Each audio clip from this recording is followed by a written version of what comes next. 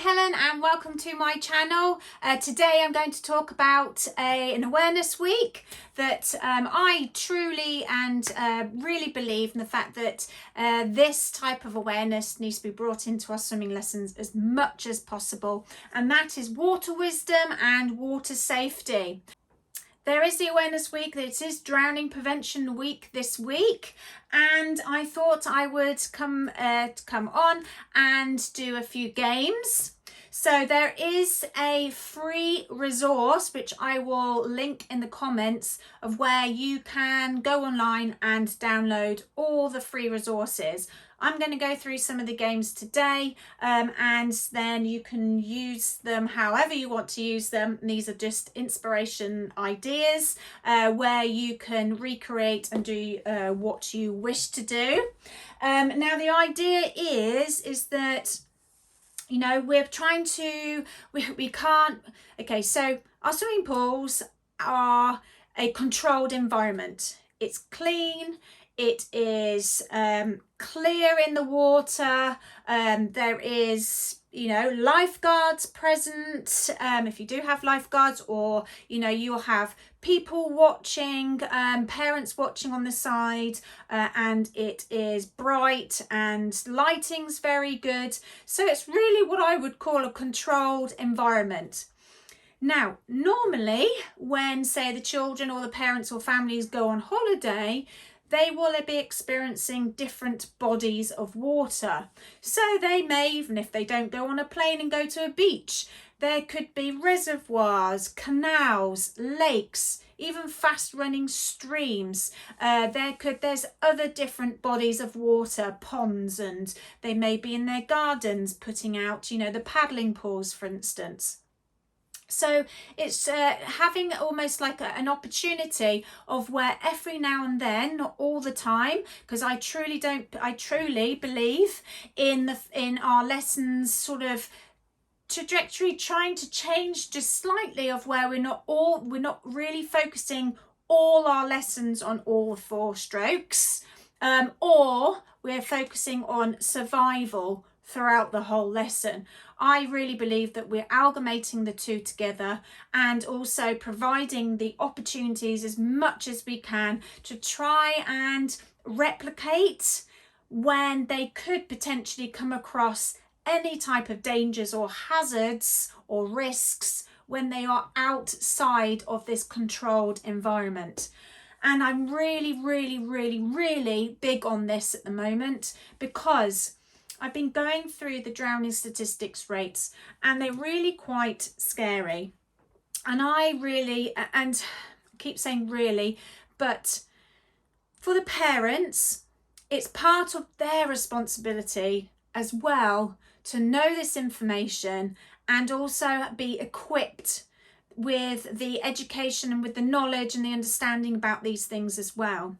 So I'm going to go through a couple of statistics, and then I'm going to go through a game as well. But I think it's really, you know, again, really important to know these facts, to be able to then relay it back to the parents to say, okay, well, I'm doing this game today because of this reasoning. If you always have some type of reason or a backup of saying the reasons behind what you're doing in your swimming lessons, because when you are using a playful approach, sometimes the parents will say, or even teachers end up not doing it because of this, is that they say, well, we play games when we come swimming ourselves. Why are you playing games during swimming lessons when I'm paying for my child to have you instruct them? Well, yes, absolutely, we are, but I see ourselves as facilitators and teachers, not instructing them. I could go on for a long time about talking about this, but therefore, if you are playing, which I'll go through, is the flag game, okay, there is a reason for us to play this particular type of game, and children understand and they remember it better if you're going to be doing something that is tangible, that is something that is you know, like what's going to be they're going to potentially experience in the real world. You know, sitting them on the side and asking them questions, they may remember, or you telling them that's the information, like You know, if you just stand there and say, oh, a red flag is, or a red and yellow flag is, then, you know, the more chance that they're going to forget it. Yet if you actually show them and play a game with it, then they are using all of their senses, and then therefore it will become sticky and in their brains, and then they will remember it more so. And tell you, bet you bottom dollar that they'll end up telling their parents if they turn up to a beach and see these flags, what those flags are. So that's why we do a lot of games, because then the children really remember it in that way. And yes, water safety, water wisdom, we want those children to remember, don't we? We really do, because as I'll go through a couple of statistics, it really is quite scary. The rates are not going down. Last year there was the statistics has just come out for 2023, and there's actually a 43% increase from 2022, and that shocks me, and it gives me heart palpitations, especially because I've been teaching 30 years, and I was really hoping that those stats would be going down, knowing the amount of swimming lessons that are going on in our country, but also worldwide too. So I have been doing an awareness mini campaign, if you like, on my swim education page on Facebook. So if you wish to go over there, I'll put the link below so you can go straight to there to get this information.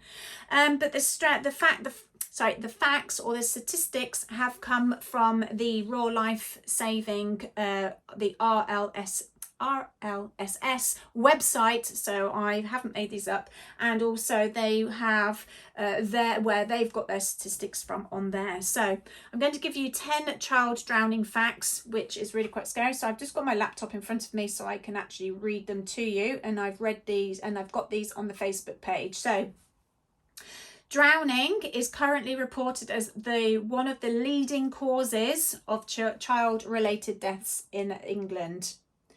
In the last 5 years, 119 children accidentally drowned in the UK. 119 too many. Too many lives are destroyed by this. It's horrendous.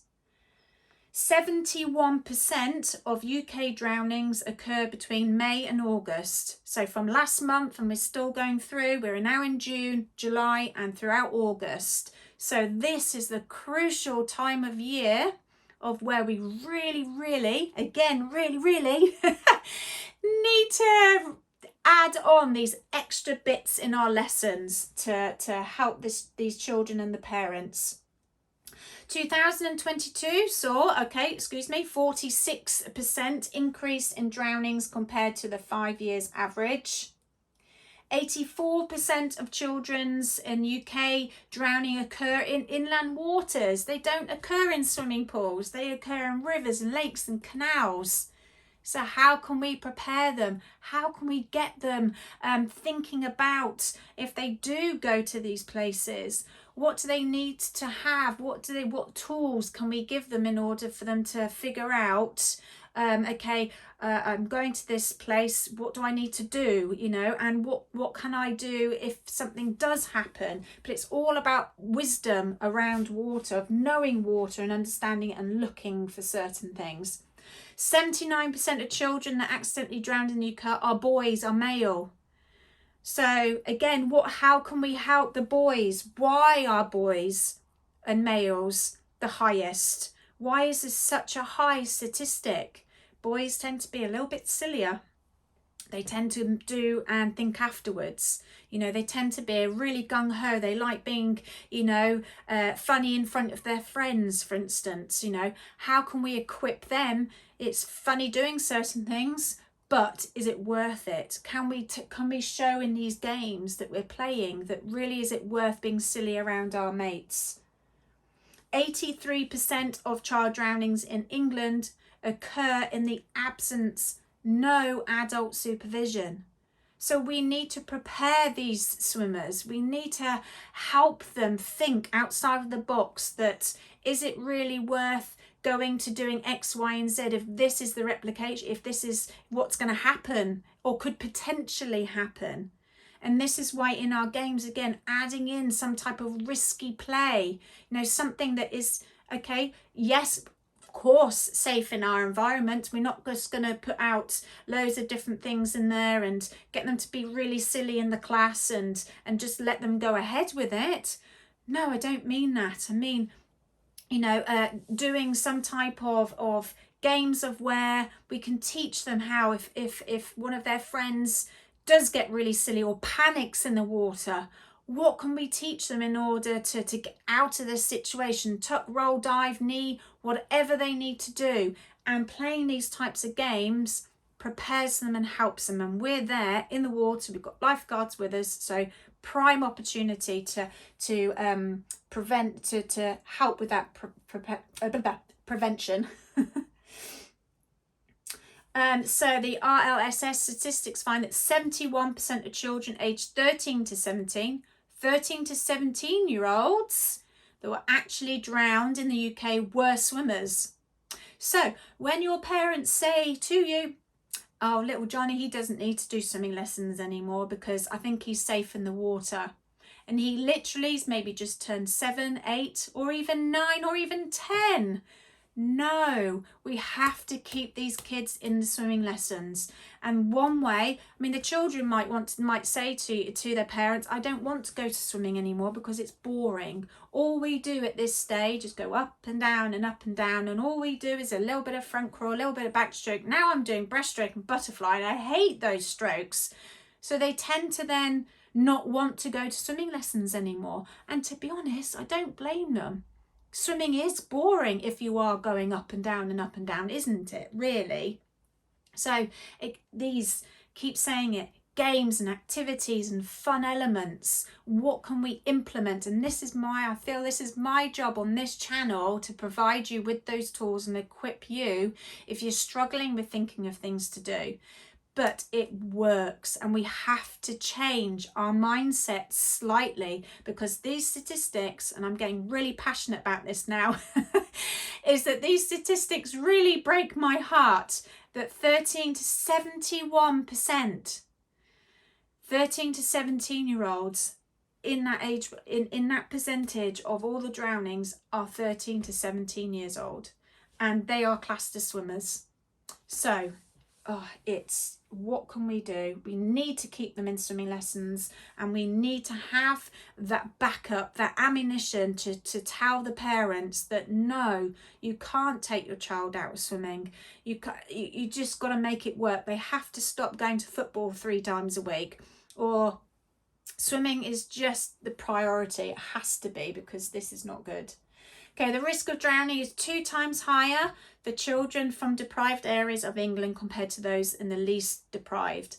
So if you are in an inner city swimming pool area, and I know it's really tough at the moment, funding, and swimming pools are shutting and there's just no money anywhere for any of this. But maybe we can go into schools and talk about it.